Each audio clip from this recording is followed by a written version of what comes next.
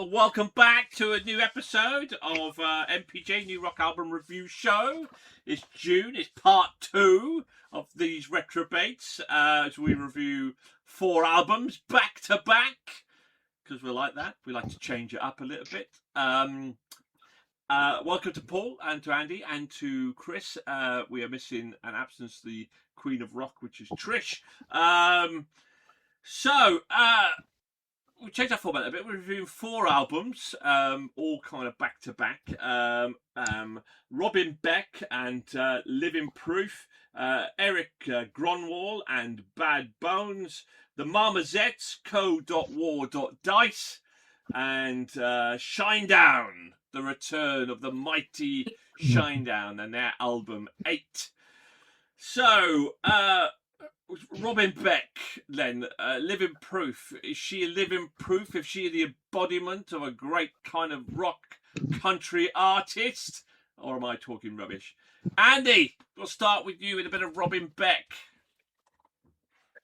Yeah, I'm always a bit of a soft touch for kind of female country style rock singers. And they are for you too, Andrew. I know, but I'm beating them off with a stick or something. No, this is an exception to that. I don't know much about Robin Beck, but this is a very sort of grown-up, confident. I'm not going to say middle-aged, but mid-of-life album. Obviously, I think she has been around for quite a while. And so she has some stories to tell and everything like that through for it. Sassy, confident. Midlife. It's the same as midlife. No. It's the same. You can dress it up or you can dress a salad as much as you like. It's still a fucking salad. Yeah, whatever. I didn't want to be mean. I don't think Robin Beck is going, you bastard. I'm not ringing you up tomorrow. Yeah, well, she is. Hello. No, but it does have enough heaviness and enough style and swagger to bring it through for it. It's a very listenable album. It is experienced, well produced, well done. I enjoyed it. It would be my top album of the month, but it's a very good, solid album. I enjoyed it. Experience. She's experienced. That's what you get with being middle-aged, isn't it? And Chris, go insult Robin Beck, didn't you? Come on. I'm not going to insult Robin Beck. I actually really enjoyed this one. I can't claim to be a fan, but the name did ring a bell. And of course, she's the first fame was early '90s, I think, when she recorded a track that became used by one of the rather famous soda companies. The album pretty much end to end put me back into the sort of the late '80s era, sort of Bon Jovi type period. So Slippery and Wet, New Jersey, that sort of mid to late '80s, before Bon Jovi disappeared off and went all cowboy with the Young Guns.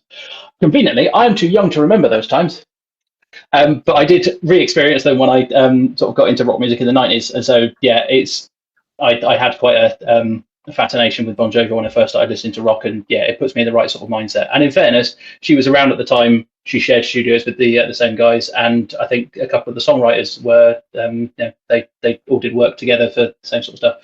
So we're talking sort of adult-oriented rock. It's designed with some energy and to fill a room, and I really enjoyed it. It felt a little bit hemmed in, I think, by the experience that she's got, and she was trying to very much to fit into the role that she's known for. I think a bit more experimentation with the voice. Her voice is fantastic, considering the maturity and the longevity of the career that she's had. And so just being possibly doing something a bit more interesting, or not more interesting is the wrong way of putting it. I was interested in the album, but just doing something a bit different, bit experimental with it, possibly would have been a bit more just to give it that edge. Because I think it's fair to say, I think, that it's a safe choice for the songs that she was singing and the way that she was what she was going through. So a really enjoyable album. No insults here at all. Paul,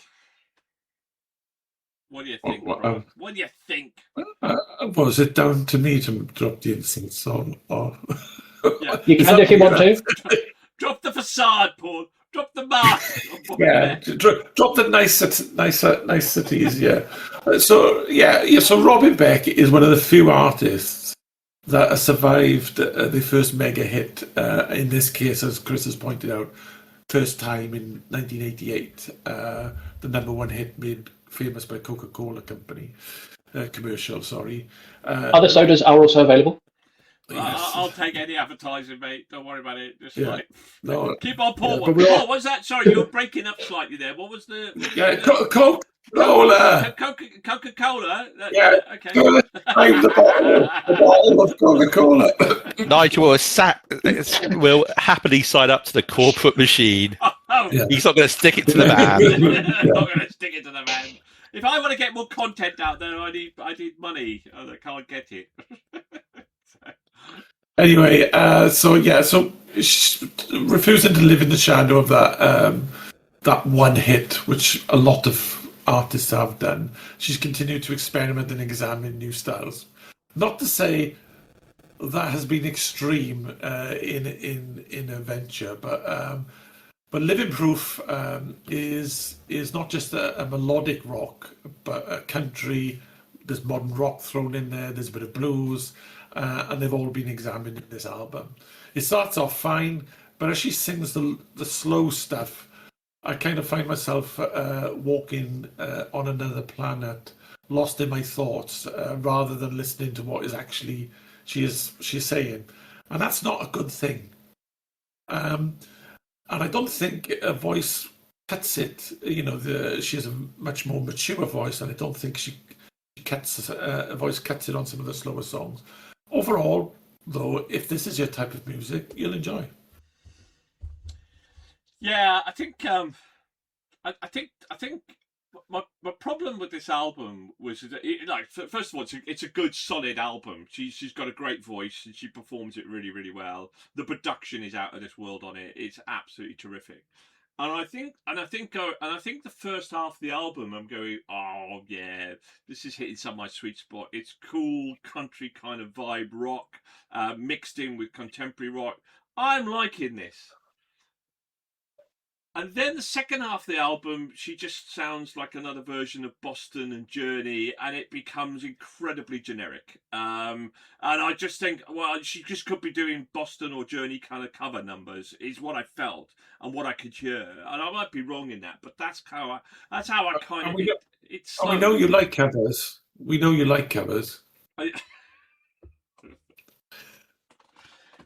We know you really, really like covers. Now and again, particularly when it gets to country music, the songs I'm not heard.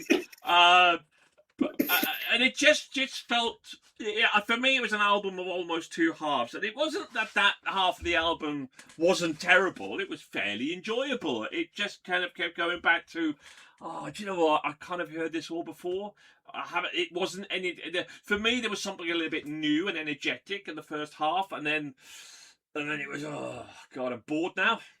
Second album, I'm a bit bored now. It was not an album I want to go back to. I'd like to hear her voice again, and I'd be interested to see what she kind of does. But this is not a particular album that I would kind of go back to.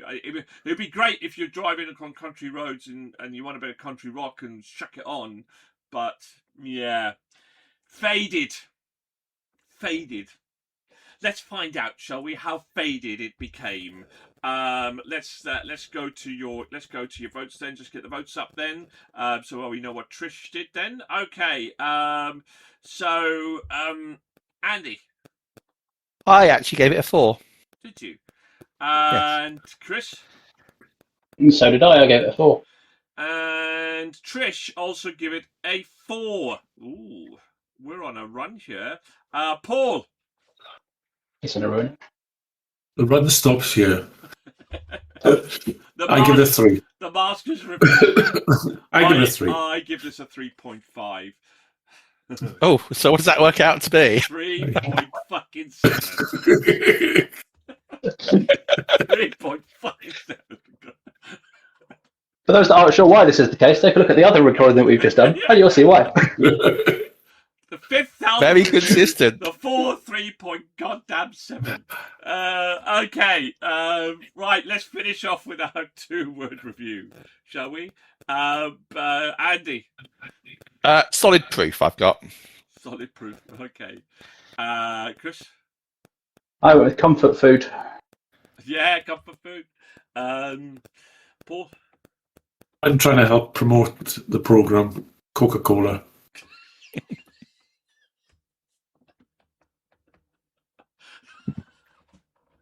There we are. Your views just went up through the. I'll say, contact me. Also, Pepsi, please. We're willing to talk.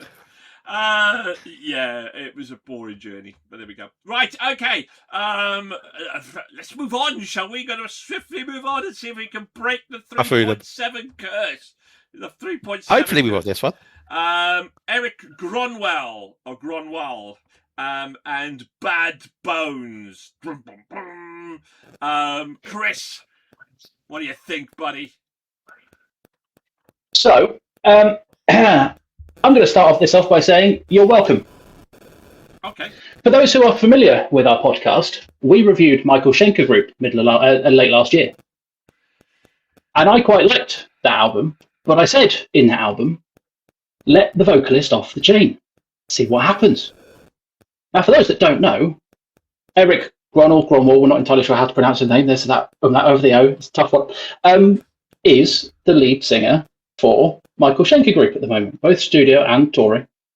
And essentially, this is a solo effort where he is let off the chain to do his own lyrics. And I thought it was brilliant. I really enjoyed it, start to finish. Almost. The problem I now have is he's gone too far the wrong direction. So because we're now focused so much on his voice and so much on his vocals, which are brilliant, don't get me wrong, the music and the guitar track sort of lets it down a bit. So we could kind of do with having Michael Schenker back playing the music for him while he's doing his vocals. Which is impossible to please. Give him what he wants. He goes, nah, go back to it. Go back. On the last album, the song Attack 6-String Shotgun, where I said, this is what I'm talking about, let him off the chain, and this would be great. But by that point, I was checked out of Michael Schenker Group because I was a bit too feeling like he was too hemmed in. And now it kind of feels, I'm now thinking of it as how good could this be if you had Michael Schenker's guitar in the background of these vocals. And so, yeah, I'm going to cross my fingers and hope a third time lucky. And if they're listening, yay. If not, but yeah. You're welcome, everyone. It's what I asked for. I think you might have stolen Paul's thunder a little bit because he was said to me, "Oh, do you know where he was from?" I went, "No." And then, so, you're going to tell me. Maybe I should have started with him, but there we go. Paul, sorry, Paul. Tell us all. Yeah. Paul, did you? Is this a case of you think you know what you want, but you don't? Yeah. So, Paul, did you know that he was sort of one of your favourite bands, which is the Michael Schenker Group? Yeah, and Michael Schenker's last album was the album I've played most last year. Simple as it's a great on the road album as well.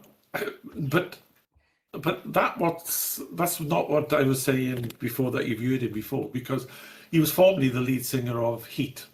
Oh, okay. And also Skid Row, the latter of which he left to battle leukemia. He then went on to win. Sweden Idol, and he released 2 solo albums. One of which he was forced to sing an album of covers with Sony Music. Oh, I would have loved that. So, yeah, you would have loved it. Yeah, it's right up your street now. Yeah. So Bad Bones then is what you would really call his first solo album, a bit like Daughtry, where he's been, as Chris said, let off the leash to do his own thing. And yeah, it would have helped if he'd had one of the best guitarists in the world playing on it, but that wasn't the case. Because Michael Schenker seems to be to produce one album after the other, even at his age. But anyway, so what we have here is a melodic rock album, which we'd expect from someone who's been with Heat and Skid Row. And it hits hard rock with symphonic music, rock thrown in here and there. The centerpiece is, of course, Erik's voice. And I believe he can actually make anything sound good. I mean, his voice is that good. Each track is just over 3 minutes long, and there's an art to this because there's not a lot of room to mess about with when a track is that long, and Erik doesn't. He wears his heart on his sleeve and gives one great performance after another. Born to Break, the excellent Bad Bones, Twisted Lullaby, and the Queen like Who's the Winner immediately hit my playlist. I had to listen to this album a good number of times before I decided on my vote and if it was good enough to reach the marks that I give it. Ooh. So, Oh, the hollowed mark of Paul. Andy. I have a little feeling we're going to break the 3.7 mark this time because I really liked it as well, without a doubt. It's definitely a very personal album. I mean, you've got to have a pretty dark sense of humour when you've been battling leukemia and you name your album Bad Bones, without a doubt through for it. And a lot of it is obviously coming from that and his struggles through for it and his struggles with his health and everything like that, coming through for it, both from some sort of a physical point of view and a mental point of view through for it. But it's got great variety on it. It's got great energy on it. I can't say, but the vocals are top notch. I can't agree more with everybody else. I really enjoyed Praying for a Miracle, Written in the Stars as well, through for it. Those were the songs which I really enjoyed, without a doubt.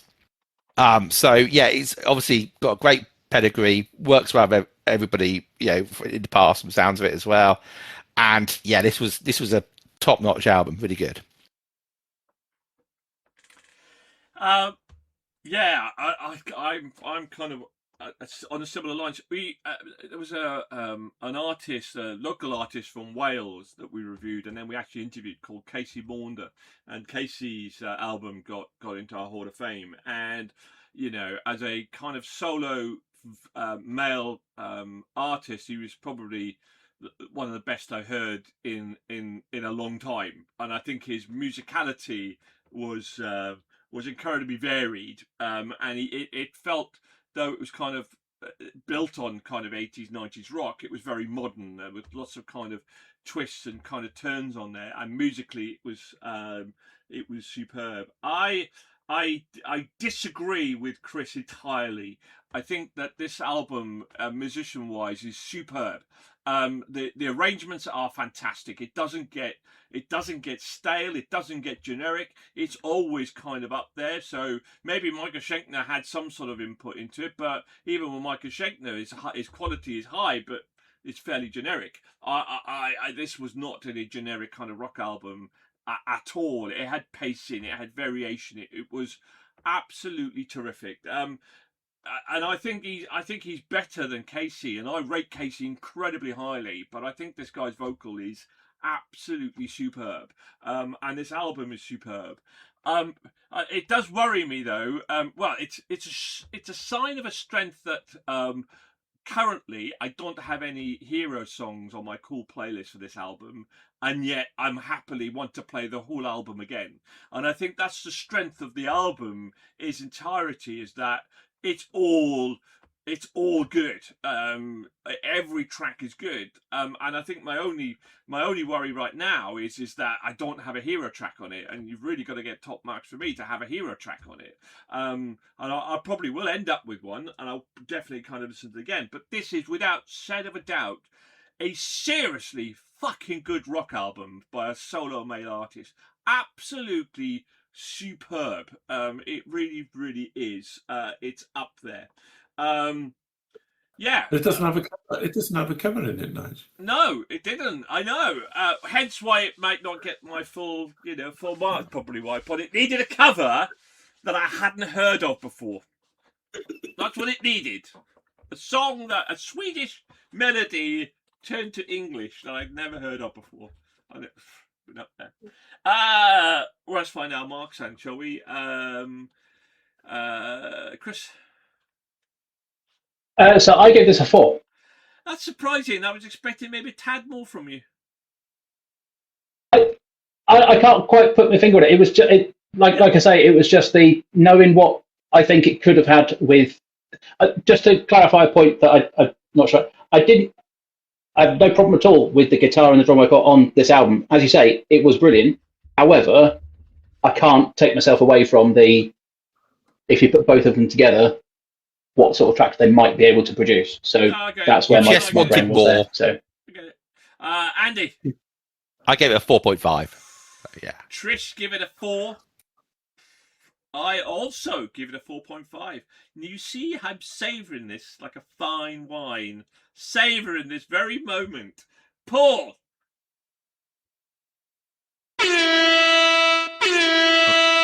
I give it a 5. Whoa, it's a rare treat, everybody. A rare treat. It's a 5 from Paul. Guess what? Wow. We've gone and done it. We've only gone and broken the curse. It's 4.4. It is our joint second favourite album of the year. There we go. I mean, it's our top 5 albums of the year because we have been really, and so the other stage as well. We've been harsh. This time last year we hit the halfway point. This time last year we had at least about 7 or 8 albums over 4.6 and above. But I think we are getting harder to please. I think that is it. We are. A little bit. I think we are. We're listening to more. As those we're country being more artists keep banging on your discriminating. door, we'll find, as those girls from the country music scene will be banging on your door, we'll find out, Andy. Hey. I can hear him now. Give it up. Banners, Andy. Right, let's finish off with our 2-word review then on that. Congratulations to Erik. Well done. If you do listen to this review, that is. Paul, what did we start? Chris. Who did we start with? I've lost my track. I think we started with Chris, didn't we? Chris. Yeah, we did. So, Chris. I went with Unleashed Weapon. Fucking hell. Fucking hell. I could go either way, couldn't it? Chris. I do like to make Nigel take pause. That's what she said. Okay. Paul. 5-star. I have to. Yeah. Andy. I've got good bones. No, fuck off, Andy. Fuck off, Andy. I've got to think I was thinking of good boards as well. Yeah, it wasn't me this time. I think if I'm following on Chris's comment, I'm going to go, Erik, run! Good show, good, well done. That's just fantastic album, really good. Right, okay, we're going to swiftly move on to the Marmozets Co.War.Dice. I mean, most of us are board gamers. I mean, that title is music to our ears, shall we? But was it music to our taste, Paul?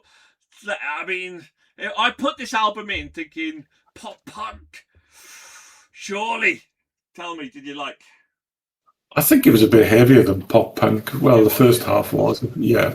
So the Marmozets start off with a kiss from a mother, and I've turned the volume dial to 14. And at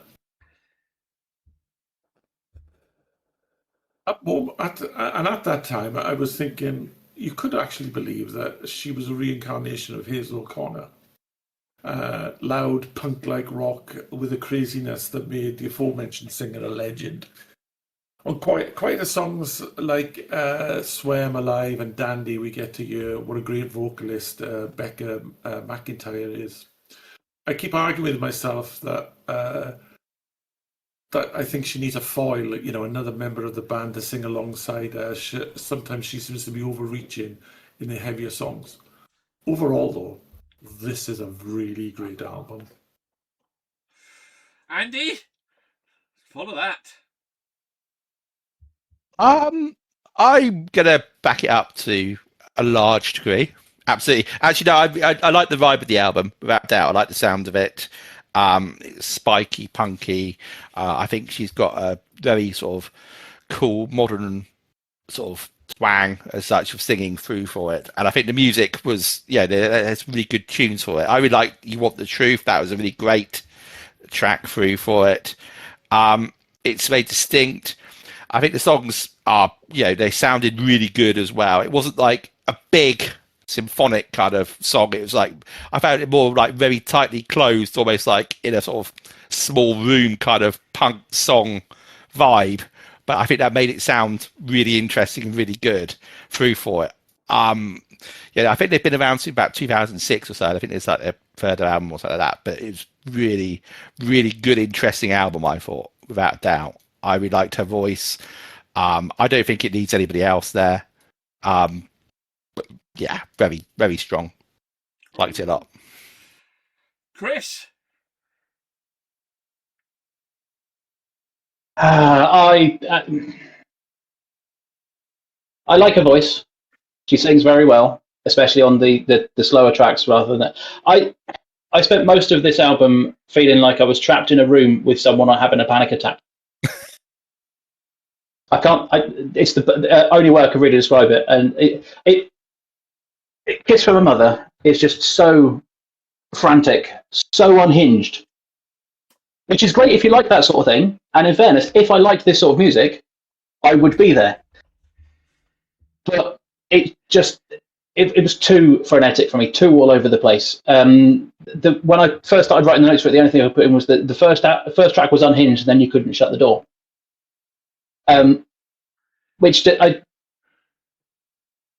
It's really well done, really well played, really well executed, but not my type of music. It was too much all the way through. And so, for me, it's not. Yeah, it wasn't my album. I'm not the right audience for it, and so I didn't enjoy it because it's not the sort of music that I enjoy, rather than because it was bad. It was absolutely not a bad album at all. It just wasn't for me. I feel I want to give you a hug. Oh, bless you.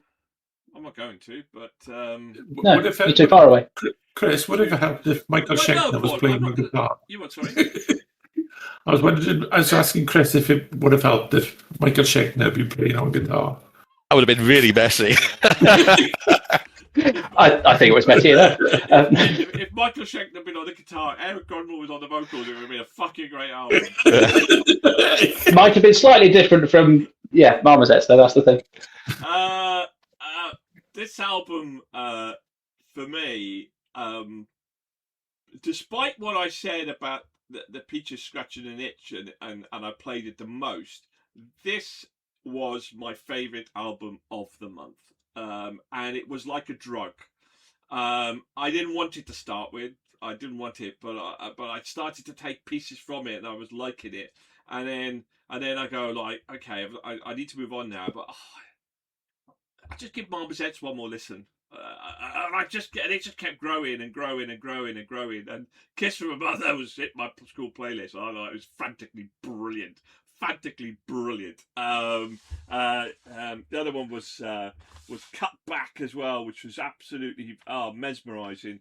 Her voice and the frenetism of this—that's a terrible word, I didn't pronounce it correctly— was incredibly addictive and incredibly cool.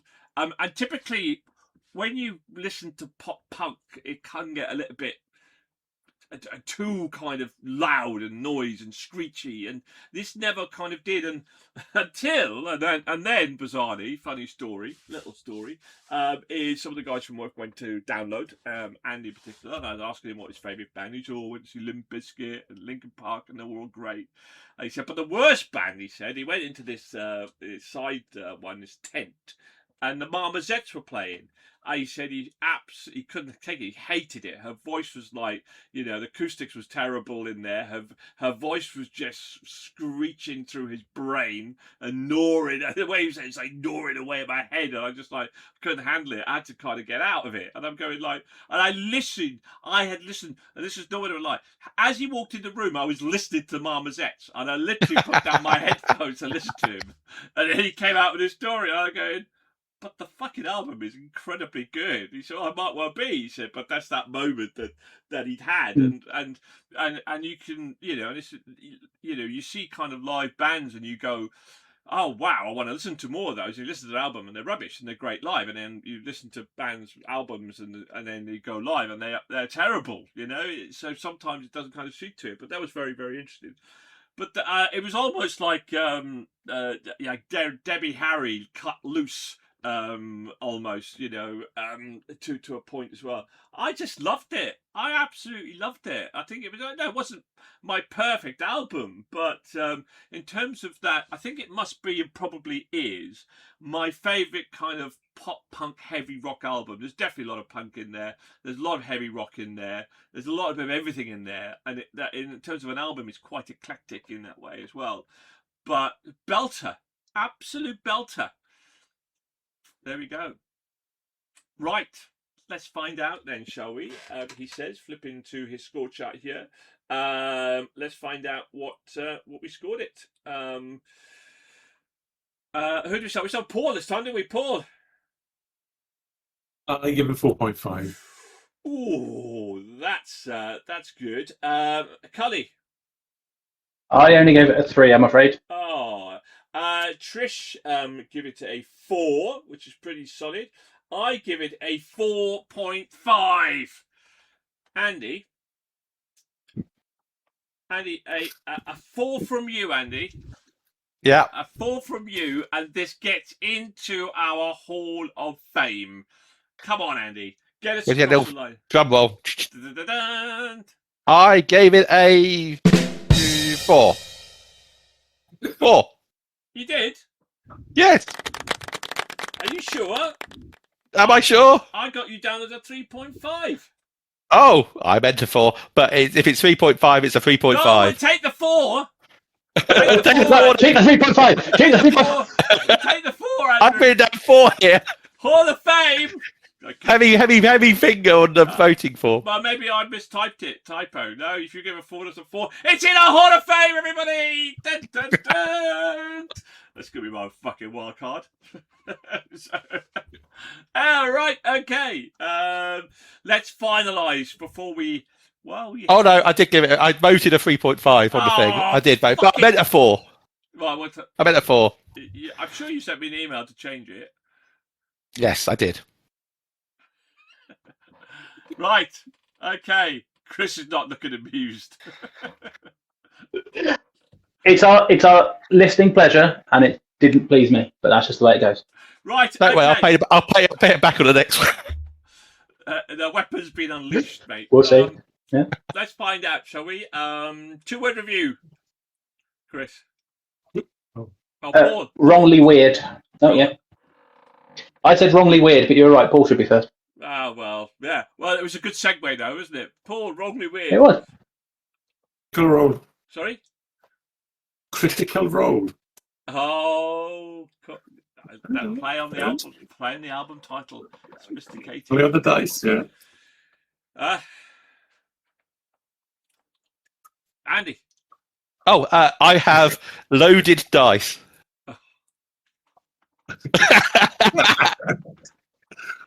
I think that might have been what you were going to say again. Which is quite apt for your voting. I'm just going to go fucking great. So, there we go. All right, okay. What do you guys think out there? Leave it over. We're not finished with you just yet, because now we move on to our alternative review, because the other boys and girls have also done a review, and only one score will remain. Shinedown, and their album 8.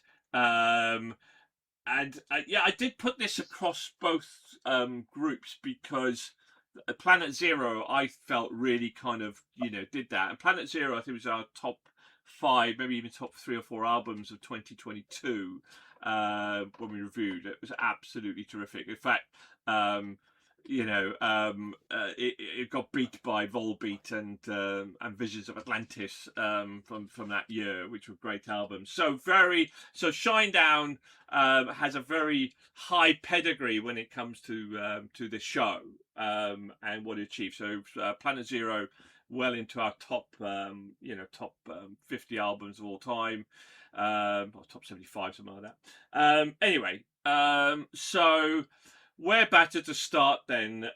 Chris is obviously a massive Shinedown fan. I'm trying to lose weight. Oh, sorry. He's a massive Shinedown fan. He's off to see them with Lauren, who reviewed them yesterday back in November. And so where better to start than with Paul? What do you think of Shinedown? And does this compare with Planet Zero? I'm confused because Chris has got 6. I wonder if he's got number 7 T-shirt as well. This is a Shinedown T-shirt, so it's an S and a D, not a 6. Ah, okay. That's their symbol. Sorry. So Shinedown's latest album, 8, is an 18-track opus. So you get plenty of music for your money. This is a really well-balanced album, and Shinedown invite you to have a taste of a variety of musical styles throughout the album. A bit of a electro goth in the track Deep End, musical theatre in the At the Bottom and Killing Fields, stadium rock in the form of Dance Kid Dance and Back to the Living. I don't know why, but frontman is Brent Smith has a tonality to his voice that makes me want to keep on listening. Songs such as like 6'5", Young Again, Dizzy, and Bear With Me could be on a continuous loop. I raved about Shinedown's previous album, but number 8 is almost as strong. Okay, interesting. Andrew? Well, if Paul say it's almost as strong, I know what Chris is probably going to think about it. Okay. One more thing. It could have done with Michael Schenkner on guitar. Yeah, I was thinking that as well. I'm thinking... and Erik Grönwall on vocals, maybe. When it started, I had shades of two things which don't quite match up together. On the first track, it was either The Wall or My Chemical Romance. There's a bit of both, but that was only the first track, which came through for it, because they're trying to do an awful lot in these 18 tracks, and 18 tracks is too long, and it is not quite as focused as it probably could or should have been. I think, yeah, there's various ways you can look at that. It's going to be like, they've got lots of ideas, they want to put it down. It does, all the way keep your focus through for it. It didn't quite with me through for it. I liked a lot of it. I said, Paul mentioned Dance Kid Dance. That was a really great, good song through for it. But I did find it losing a little bit of focus through. I just wonder why they put that many songs for that long on it.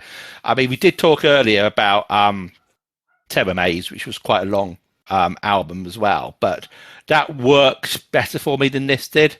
So it was still clearly good high quality, but it wasn't consistent quality throughout. It wasn't quite as tight or focused as I think it could have been or should have been through for it. So I might be slightly out of step with some other people. So that's how I felt about it. Okay, Chris, do you want me to go next? Do you want the final say? That is entirely up to you, but I was going to say, settle in, I've got something to say. So, yeah, you go ahead. I will go first, so then you can rebuttal what I'm going to say, because I'm going to echo pretty much what I said yesterday. It's very much, when you... The good thing about what we do is, in terms of our listening pleasure, is we don't have to apologise for anything or to anyone, because it's in the moment and in our listening pleasure. And sometimes you get people say, "Oh, you haven't talked about technically this was," or whatever, and we say very clearly this is for the moment in time of how much pleasure it gives us in terms of listening. The dark side of that, or the problem side of that, is expectations. And that becomes a problem, which is why people say, "Oh, you should listen to the back catalogue." And I say, "I'm not listening to people's back catalogue because then that gives me an expectation of what's to come. So I'm going to listen to it in the moment." Now, when you look at Planet Zero, which is probably, for me, one of the best concept albums that I've ever listened to, without any shadow of a doubt, and Andy hit the nail on the head in terms of focus, and how brilliantly it was written, and how edgy it was in terms of its dichotomy of music, in terms of hard rock and everything as well. It was utterly superb.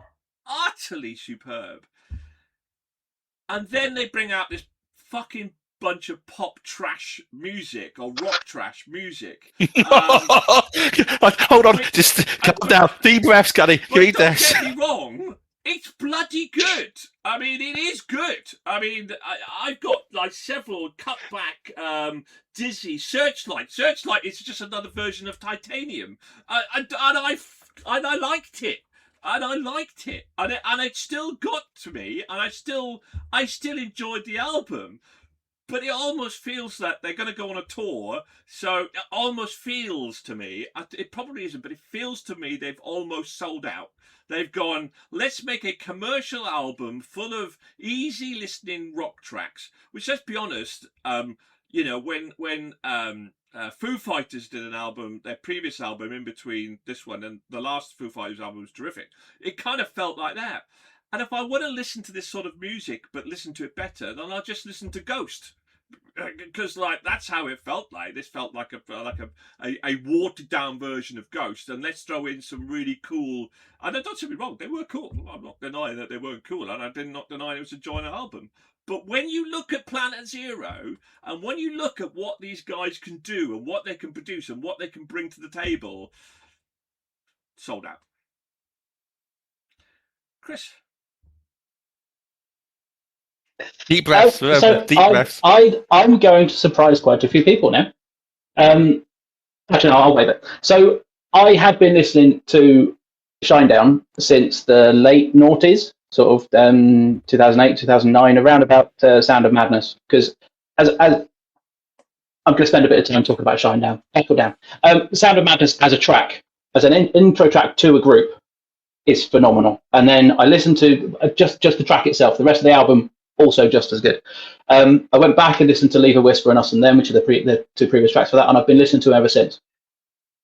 And everything you guys have said is spot on.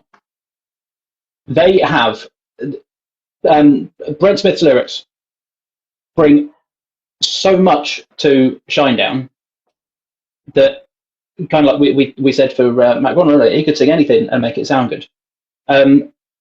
And yeah, they've had one of the most consistent work rates in every 3 or 4 years since 2003. They've released an album, which is tough to do and do it well. And on the whole, I think Shinedown have done brilliantly all the way through. There are some albums where there's a bit more that you could leave to one side, but all the albums, start to finish, have some brilliant tracks. They left a track on the cutting room floor as part of Amaryllis in 2012, which was released just after the pandemic, called Atlas Falls. And if you haven't heard that, go take a listen, especially just in the light of the pandemic and everything that was going on. It's a brilliant track, start to finish. But you guys are absolutely right. They've come off the back of 2 cracking albums, Attention in 2018, and then Planet Zero. In fairness to them, they're 4.5 years between Attention and Planet Zero, because something big happened in between. Can't remember what.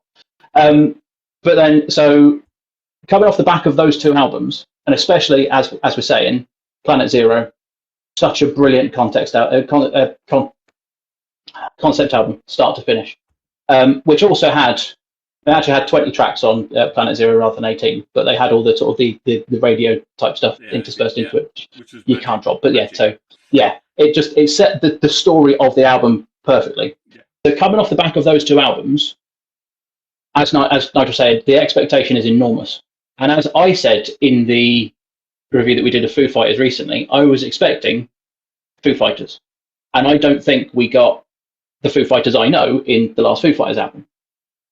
But I had expectations that weren't met, and so I didn't enjoy the album as much. And when you come off the back of a history like Foo Fighters have got, who were, partly because Shinedown wasn't in the list when we did it. If you go back and look at my greatest of all time list, Foo Fighters came out on top because Shinedown went in there. I have loved Foo Fighters since they first started. There's an honesty about the way they sing. They've had no trouble at all engaging with tough topics, mental issues, depression, all that sort of stuff. It's one of those sort of things that you say sometimes, but there was a point when I saw him the third time where he was talking. He just made a comment about we've been singing about mental illnesses before it was cool, and I kind of agree with them. And there's so much that is relatable in so much of their back catalogue. I can't fault them at all. But 8 is their 8th album. It's come off the back of those two, and it is 18 tracks long, and you're quite right. Everything that you've said is right. There's not a focus to it in the same way there was on Planet Zero or Attention. And it felt to me, not quite like they sold out, but like they've come off the back of those two albums gone, right, what's now, chaps? And they've had all these ideas and things that haven't fit into the past couple of albums, because this is why I'm possibly being slightly more positive and generous to them, because I love the guys. But it felt like they've had ideas over the last sort of 8 years or so that they've wanted to do, but they haven't fit the albums they've been looking at. So they put them into this instead. And it feels to me like this is it's a double album for a start, because it's 18 tracks and none of them are, one of them is less than 3 minutes, but most of them are the 3.5 minute mark, a couple of them are longer. But it feels like a double album. It feels like a whole load of stuff that possibly is off the cutting room floor, but certainly doesn't sound like it. It's all consistently well done. They've got a variation, they've got style changes, they've got different genres that they're experimenting with, and I think what they're actually doing is they're looking for what sticks and what they can then focus on for a concept album next. All of the singles, so Dance Kid, Dance 365, Killing Fields, there's a couple others, they're not the best tracks on the album. I'm not going to say what I think the best tracks are, because I think people should go look for them and they'll find them for themselves, but all of the singles have done exactly what they're supposed to do. They've whetted the appetite for the album without spoiling what's coming. And I think they've done a brilliant job. But, as we've said, there is a lack of focus. Sounds too harsh. I think they're trying different things. They're looking for what's coming next. And so it feels like a slightly less focused album coming off, Planet Zero and Attention. I don't think we could have expected anything else. But yeah, my expectations were super high. Already planned to go see them before they dropped the album, knew the album was coming, forgot the album was coming, thought it was a month later, remembered, was really happy when I found out, listened to it quite solidly all the way through this month, and yeah. So you're saying this is Shinedown's white album? I don't think that's a bad analogy at all. Yes, absolutely. I think there is so much here that gives them so many different footings they could take forward. Part of it is going to be a case of looking at what people like, what they liked about it, how they feel about things, what happens in the next 12 to 18 months, and how they decide to craft the next album based on what they've done here. So your 2-word review would be weapon sheathed. No. My 2-word review will come after I've given my score. Anyway, that's a bit like, okay, yeah. Well, let's find out then, shall we? Let's find out what we rated this album. So it's a little bit contentious, yeah. But we will discover what we discover. Paul, I give it a 4. A 4. Okay, well, that's pretty solid. Andy, I gave it a 3.5. As did I. Give it a 3.5. I also give it, despite what you think, I also give it a 3.5. The dreaded percentage is coming. And Trish also give it a 3.5. A 5 from Chris. A 5 from Chris will see this album into our Hall of Fame. The biggest, I thought was a big fan. She was a big fan. Chris is a big fan. Surely a 5 from Chris, and this will be their second album in the MPJ Hall of Fame. Chris. I have never given a 5 before. We have talked about the fact that I've never given a 5 before, and lived to regret not giving a 5 before. Shinedown, Chris.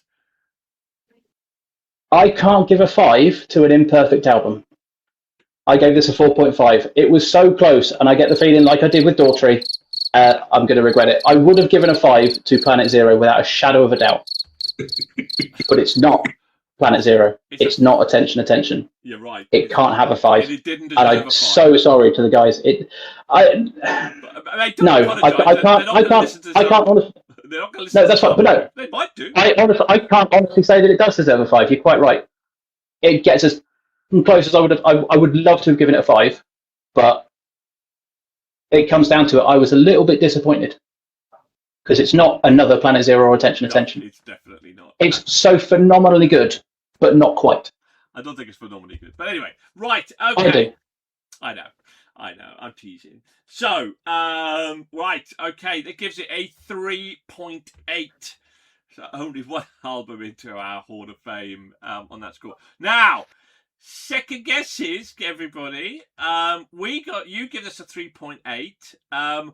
What do you think the other stage give? What did Trish give it? Did you say? Yeah, I did. So Trish gave it 3.5. 3.5. Oh, 3.5. Yeah, sorry. Can I guess first before we go for the whole group? Can I guess what Lauren went for? Yeah. I reckon she would have given it a 4.5 as well. And you would be absolutely right.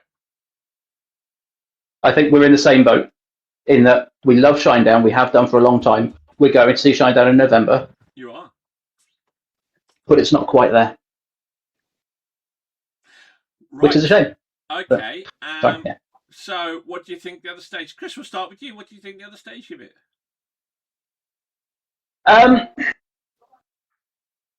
don't think that this would have been to the likes of Pete's enjoyment.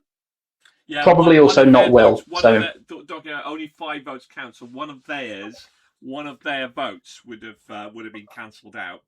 And it wasn't. And Simon likes Shinedown as well, doesn't he? And it wasn't Pete's. It was. Will's. That's a hint. It wasn't. It wasn't Pete's. It was Will's score that got discounted. That doesn't surprise me. So I was going to say I don't think it was really Will's bag either. But I reckon they wouldn't have been too far away from us. I think they'll just go for the dreaded 3.7. Paul? 3.3. Andy?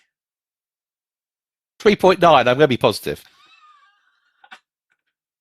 I know Simon's a fan of Shinedown as well, so He actually changed his score just before the show. He emailed me to change his score from 3.5 to a 4.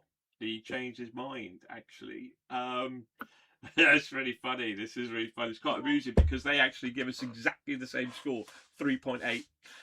So, which is right between you two and the 3.7 and the 3.9 as well. So, yeah, Pete 3.5 as well. So Simon with a 4.5.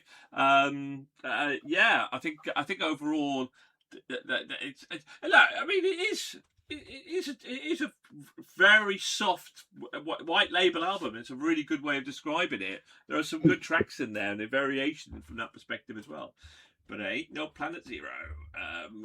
Okay. Right. Let's finish off with our 2-word review.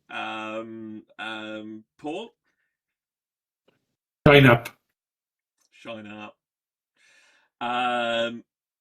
Andy. I've got long player. And Chris. Promising future. I went lights dimmed. Okay. Right. Well, that's the end of our second show. I hope you've enjoyed it. Hit that like and subscribe button. Let us know what you feel in your comments below. And thank you very much for tuning in. Thank you to my wonderful panel for our great fun and banter.